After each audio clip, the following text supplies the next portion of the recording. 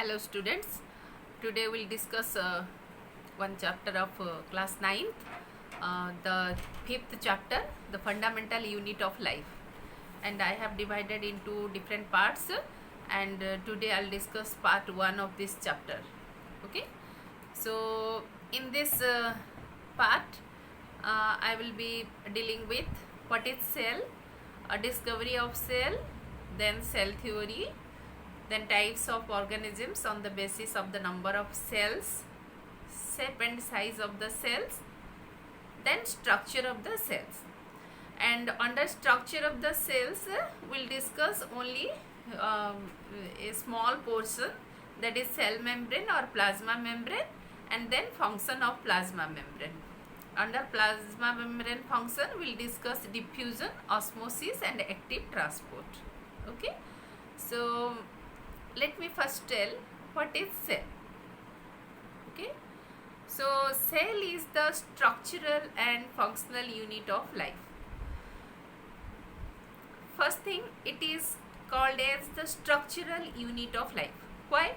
Because it provides a structure to our body.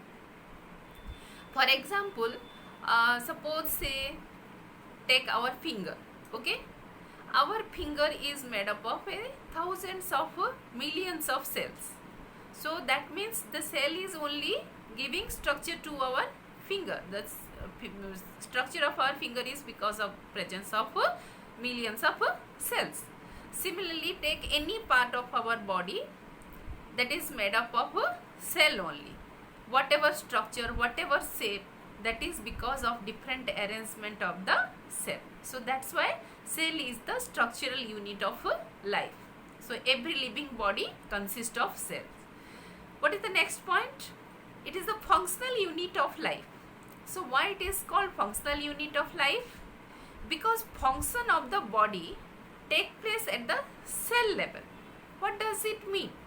See, what function our living body is carrying out. So what are those functions?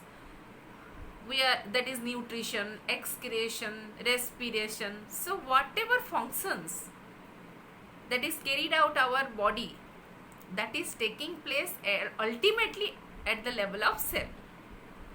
It is accomplished either due to the secretion from the cell, or some like respiration, if you'll say. How we are getting energy for our body? Because in the cell the respiration is taking place, that's why we are getting the energy. Okay, so this is one example. So whatever function taking place in our body or any living organism is taking place at the cellular level. So that's why the cell is defined as functional unit of life. Okay, so is it clear why it is called structural and functional unit of life? The next come to your discovery of cell. In previous year, that is previous class, we have already discussed how the cell was discovered and who discovered it. As you know, the cell was discovered by Robert Hooke in 1665, and how he discovered? See, he discovered the cell under when he saw the slice of cork. Cork means it is the slice of bark of the tree which composed of the dead cells. Okay, so under the microscope he saw that many honeycomb like structures. So have you seen the honeycomb structure? These are simply the chambers. Okay, honeycomb like structures were there, and they are termed as your chambers or cells. Okay, so then he named the chambers as a cell, but Robert Hooke discovered the dead cell. Okay, then inside the cell many other structures are there. So here I will be discussing some of the structures which are discovered by some other scientists. Like Robert Brown discovered the nucleus in the cell. What is nucleus? Where is it present? That we will discuss later on. In 1831, Robert Brown discovered it. Then Leeuwenhoek in 1674 discovered the free living cell first time in the pond water. Okay. So by the time the compound microscope was discovered, and Leeuwenhoek could see the living cell under compound microscope. He collected the pond water, and in that pond water he could see the living cell. The next, Purkinje in 1839 coined the term protoplasm for the fluid substance of the cell. See, in the cell there is a fluid part. That fluid part was named as protoplasm by Purkinje. Actually, this protoplasm is known as the living mass of the cell. So what is the living mass of the cell? The living mass of the cell is the protoplasm. Next, cell theory. The cell theory was proposed by Seeden and Swan, one botanist and one zoologist. Seeden in 1838 and Swan in 1839. And what is this cell theory says? According to cell theory, all living organisms are composed of cells. That means every living organism's body is made up of either single cell or more than one cells. Take the case of amoeba. In case of amoeba, a single cell is there, the whole body composed of a single cell which performs all the activities.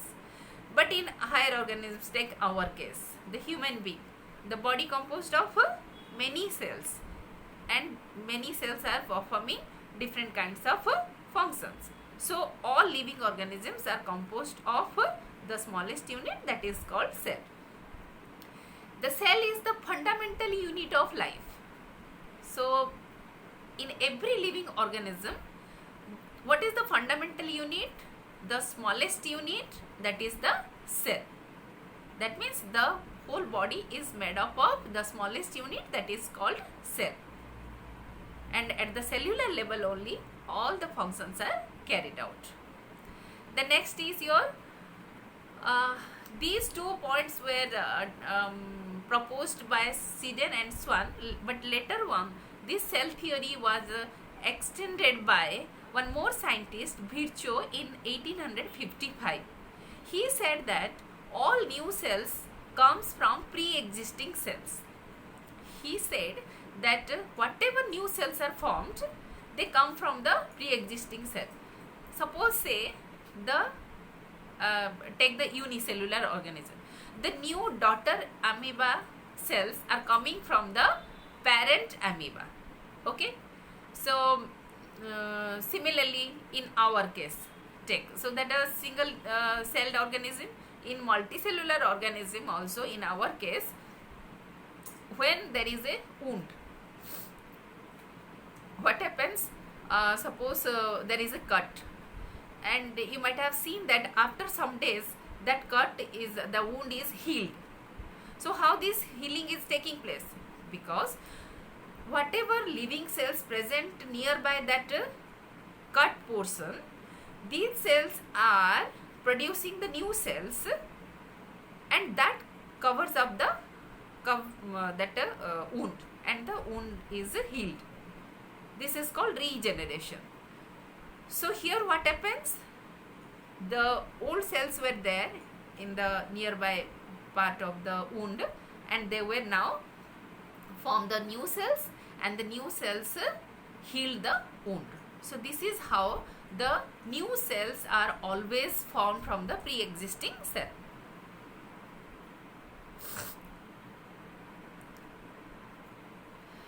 Now depending upon the number of cells of which the organisms are made up of, the organisms are classified into 2 groups.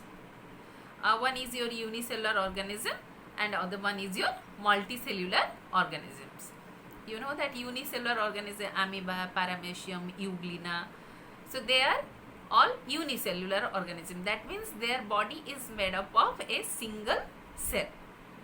Okay, that single cell constitutes the whole body, and all the activities of the body or all the function of the body, like nutrition, excretion, respiration, everything is carried out by the single cell, and these organisms are called unicellular organisms. But in contrast to that, in multicellular organism, the living body is composed of many cells, and since it is made up of many cells, the body structure is complex. So here what happens, a single cell is not performing all the functions of the body or all the activities of the body. So here either a group of cell or different cell are performing different specialized function. This is called division of labor, which is not found in unicellular organism. That means in multicellular organism, like say in your home, your brother, sister, father, mother, suppose say 4 persons are there, and the work, the home, that is the whatever work of the home, of your home, are distributed among the 4 members of the home, of the family. Okay, so your mother will cook, father will go outside, do marketing, purchase the things, earn money. Then suppose one brother and one sister is there, sister will do other household, like help mother, and brother will also do some specific household and help mother and father both. So that means this is the division of work or distribution of specific work among the family members. Similarly, in multicellular organisms, the work of the body or the function of the body are distributed among the group of cells, and this is called division of labor, which is not seen in case of unicellular organism.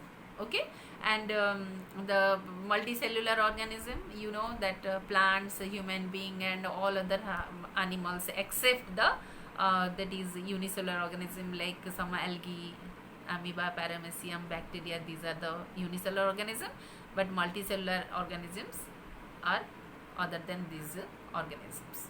Okay, now the cells are having different shape and size. They vary from even in a multicellular organism. Suppose say take our body. Again I am coming to our body again and again, because we are the best example at this juncture. So that's why, see, in our body there are different organs. Different organs are having different types of cells, and these different types of cells are having different shape and different size. So they vary to a great extent. And why this variation is there? The variation is related to their function. Okay, how I'll tell you. See, RBC, that you know that RBC are the red blood cells present in our blood. It is a type of cell, and these RBC are like microscopic, very small in size. While some other cells in our body, like nerve cells which carry the or transmit the impulse from one part of the body to the brain, and again from the brain to the different parts of the body. They are the nerve cells. So these nerve cells are very large. So the size is how the size is varying. Okay, from small to big. So here you can say different cells of different size and shape. First one, you see the smooth muscle cell. It is elongated one. It is a it is spindle shaped, and you know that in future you will read about different types of muscle cells also. So this is example of only smooth muscle. Then you can see the blood cells, how they are oval, spherical. Then you can see the nerve cell. It is elongated one, and it is highly irregular. One part of the cell is irregular, other part is having a elongated portion.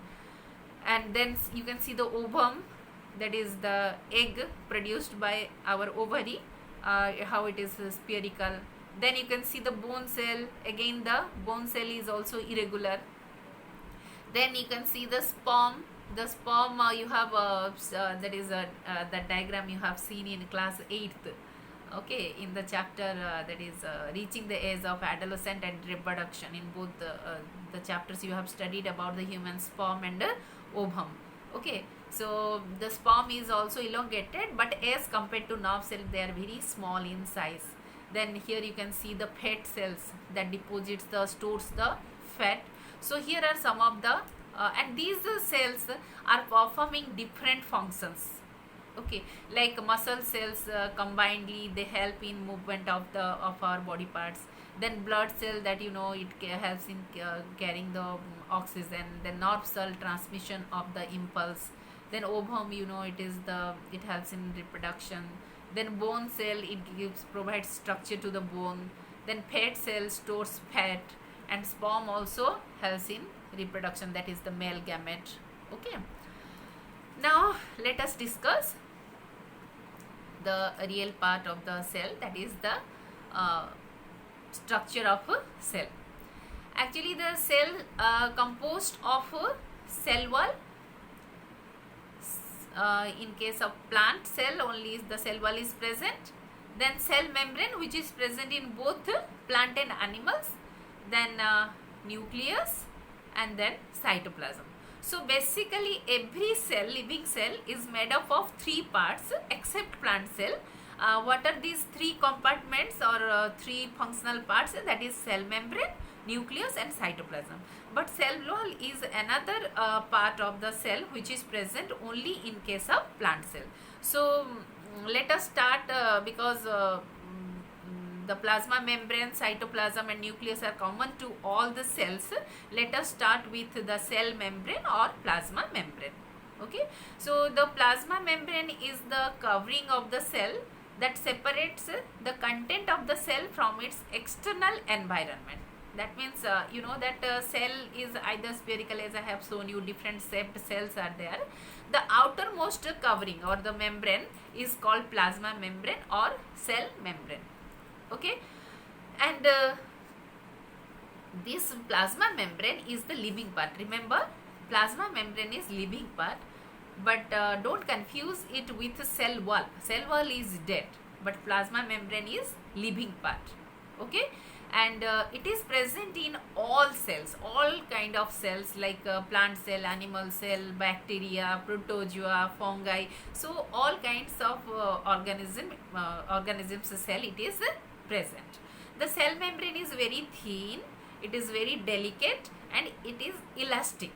And due to the presence of cell membrane, the shape of the organism like unicellular organism can change their shape due to the cell membrane only. Okay, like you have studied about amoeba. So how frequently it is changing its shape? It is because of the nature of the plasma membrane. So in some cases it is so elastic that the organism can change its shape frequently.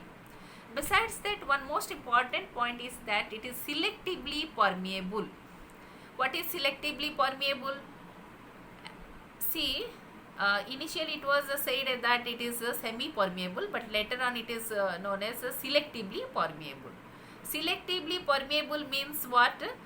This plasma membrane allows only selected substances to pass through it. And looking into the chemical composition of plasma membrane, it is made up of protein and lipid. And that lipid is not a simple lipid, it is a phospholipid. Okay. So now come to the function of plasma membrane. So as I have told you that it is selectively permeable, that means it allows the flow of limited substances. Not all substances can pass through the plasma membrane. So it allows only limited substances in and out of the cell. But what are the processes of this transportation? So that means the plasma membrane is helpful in transportation. So what are the different methods of transportation? The different methods of transportation are diffusion, osmosis, then active transport. Okay, so the first process, that is diffusion. So in your that is first chapter, you might have studied that of class 9th only, you have studied about diffusion. Okay, so what is diffusion? It is the process of movement of substance from its high concentration to low concentration. That means, suppose say there are two chambers and there are yes, two chambers are there, and these two chambers are separated by a membrane. Okay, and it is a such membrane through which the substance present, or the two solutions present on either side of this membrane can pass through this membrane.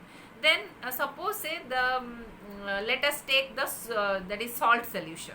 Okay, in one chamber water is there, and the other chamber the salt is there, salt solution is there. Then where the water is present, the concentration of that is the amount of water is more, and there is no salt. But on the other side the salt is there, and water, amount of water as compared to the other chamber is less. So that means in one chamber more amount of water is present, in other chamber less amount of water is there. So in that case what will happen, the chamber where more water is present will move towards the chamber where less water is present. Okay, so this is from high concentration to low concentration, and this process is called diffusion. Diffusion is the process that takes place in case of gases, in case of liquids. Okay, but now here one example, that is our living bodies example I am citing you. That is during respiration we are taking oxygen and we are leaving carbon dioxide. So how is it possible? This is possible due to diffusion. See, when we are inhaling, that means we are taking oxygen. Why we are taking oxygen? Because inside our body or inside our lungs, the amount of oxygen is less as compared to that present in the atmosphere. That's why the oxygen enters into the lungs through the respiratory pathway.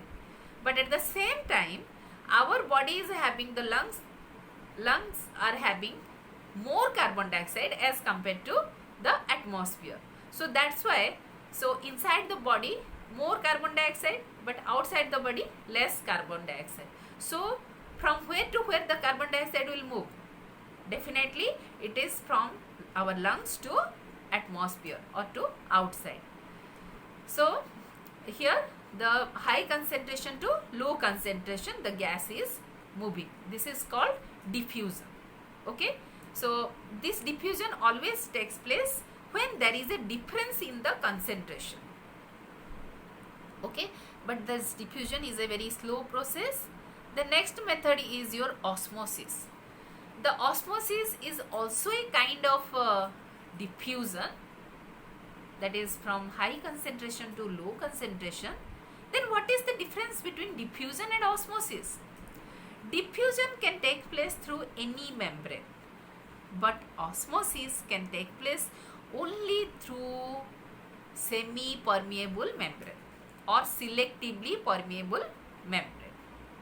Okay, so here in this example, see here there is a diagram. There are two beakers.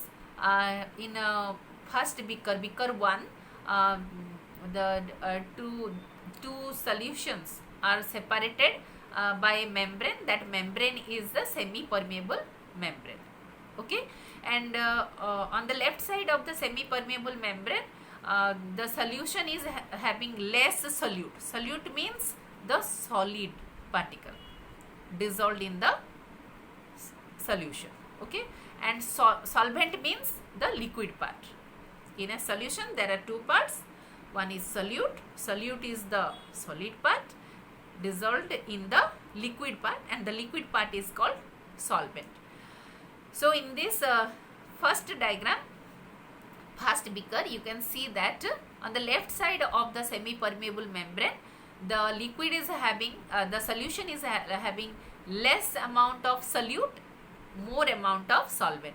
But on the right side of the semi-permeable membrane of first beaker, more solute and less water is there. I mean the fluid is, liquid is less. More solute, less solvent. Okay. Now in between them there is a semi-permeable membrane. Okay.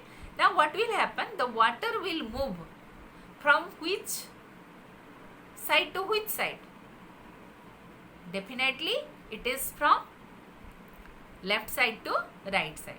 So in the next diagram, that is second diagram, you can see that the amount of solution has been decreased on the left side of the semi-permeable membrane, whereas on the right side it has been increased because the water has been transported to the right side. Okay. So this is the process of osmosis. So what is osmosis? It is the process of movement of water from its high concentration to low concentration.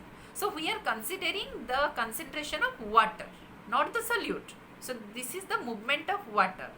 That's why we are considering the concentration of water or the amount of water. Okay.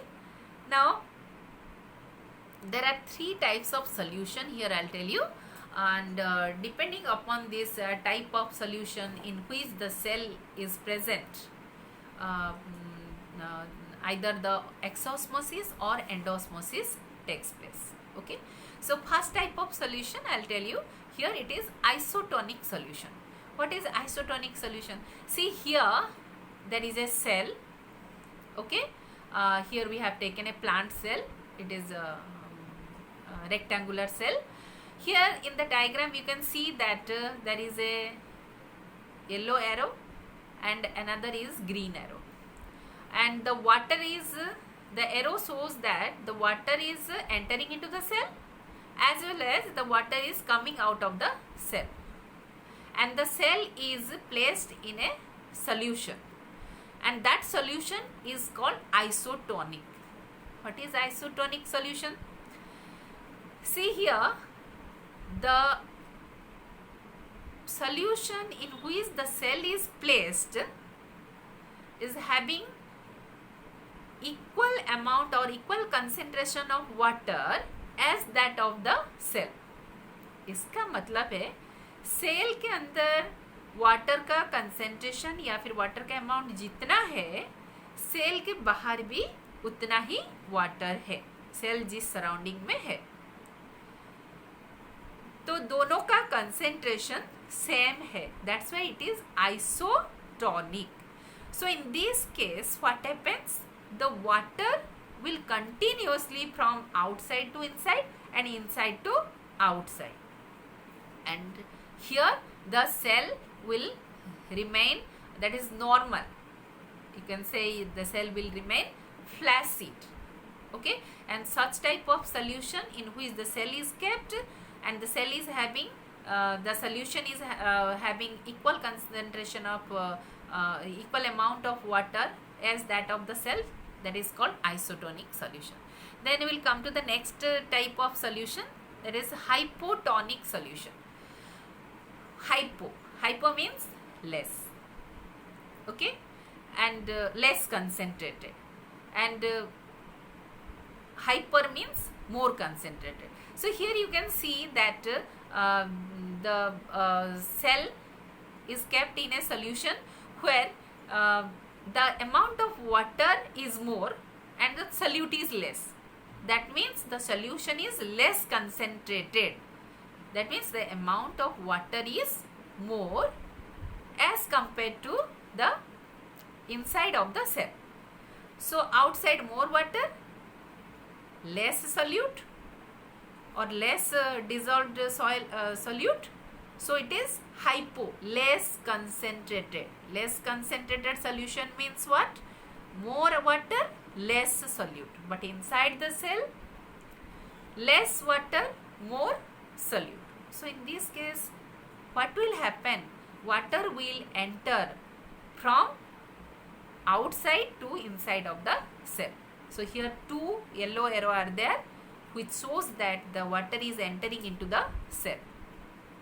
So as continuously water will enter into the cell will become turgid. Turgid means stretched. You might have seen that sometimes the leaves of the plant are stretched, but sometimes the leaves are very loose. So loose leaves are due to the flaccid cells. Okay, and the leaves are turgid or stretched. That is due to the turgidity of the cell.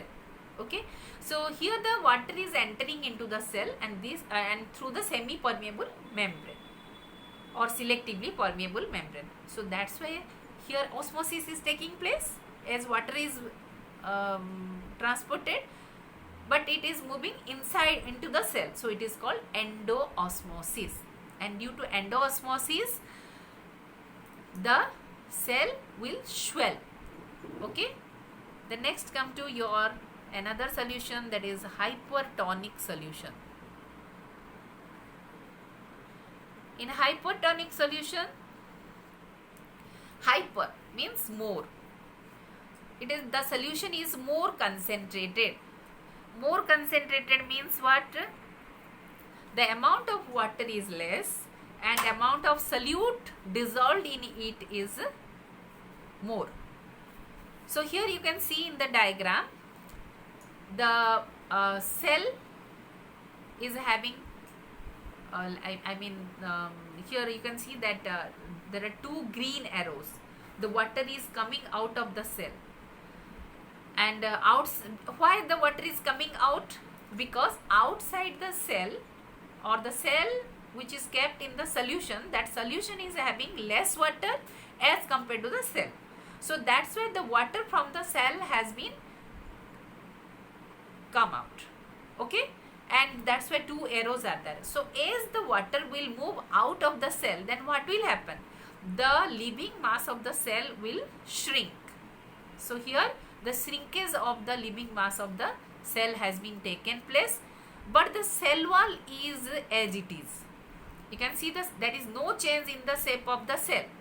The cell wall is in its that dark black color outline, that is the cell wall. The cell wall is remaining as it is, but rest of the part are shrinked. And this shrinkage of the cell, when the cell is kept in hypertonic solution, is called plasmolysis. So why this plasmolysis is taking place? Because the water from the cell is coming out, moving out of the cell, and because this process is taking place through the selectively permeable membrane, that is plasma membrane, so it is called exoosmosis. And now this shrinked cell that you can see here in the slide is the plasmolyzed cell. And what is the phenomena called? The phenomena is called plasmolysis. Okay, and again when this plasmolyzed cell will be put in water, then again the water will enter into the cell, and again the cell will come to its normal shape, and the cell will be rigid. That is called deplasmolized. Okay, then another method of transport, as I was telling you, there are three types of transport. One is your that is diffusion, next is osmosis, and now we'll discuss active transport. So before that, let me tell you that the first two processes that we discussed are the passive transport. That means, passive means what?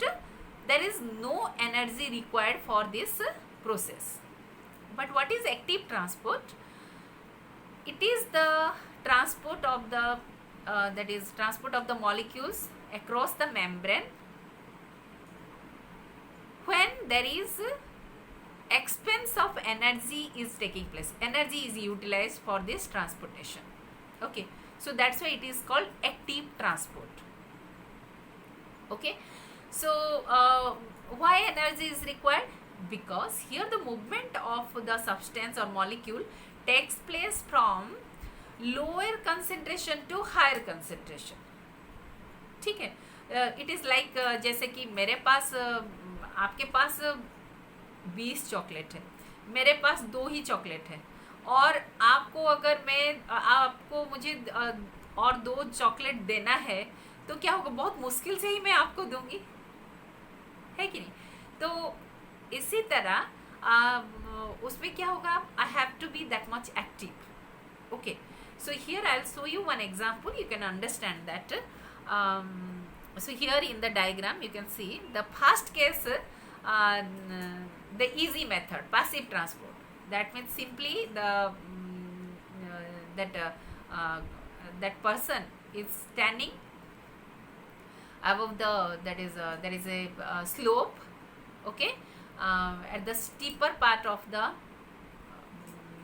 this part, that person is standing on the steeper part, okay, at the top of the steeper part, but now he has to transfer the that is a stone, big stone, to the bottom of this hill, suppose say, okay.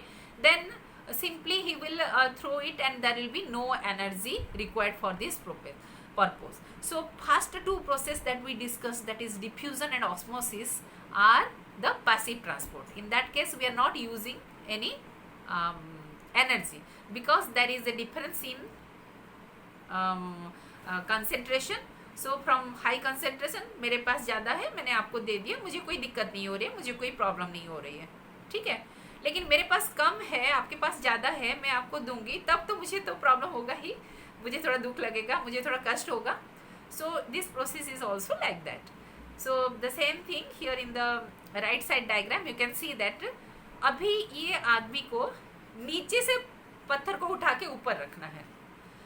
तो इसका मतलब क्या है, इसको energy use करना पड़ेगा, उतना pressure देना पड़ेगा, उतना फोर्स अप्लाई करना पड़ेगा, तभी जाकर ये ऊपर लेकर उस स्टोन को, बिग स्टोन को लेकर रख पाएगा. ठीक है. So this is active transport. Okay. So these are the different types of transport that is carried out by the plasma membrane. And students, if you have any queries regarding any topic that is taught in this session, you can ask me in the comment section. And so for this session, this much only. Thank you.